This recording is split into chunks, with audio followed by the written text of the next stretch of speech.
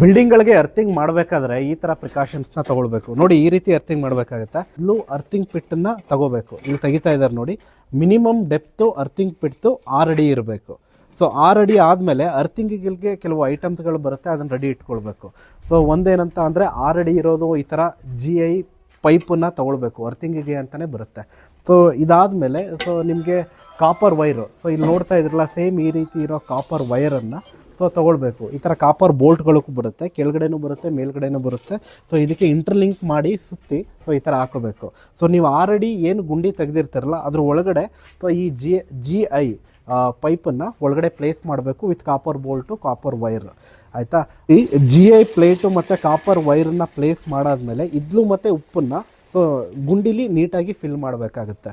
So ಈ fill ಮಾಡಾದ್ಮೇಲೆ ಇದೇ ಕಾಪರ್ ವೈರ್ನ ತೊಗೊಂಡು ಬಂದು ಎಲೆಕ್ಟ್ರಿಕಲ್ ಬೋರ್ಡ್ ಹತ್ರ ಇಟ್ಕೋಬೇಕಾಗತ್ತೆ. ಸೊ ಈ ರೀತಿ ಪ್ರೋಸೆಸ್ ಮಾಡಿ ನೀಗಳಿಗೆ ಅರ್ಥಿಂಗ್ ವರ್ಕನ್ನು ಮಾಡ್ಬೋದು.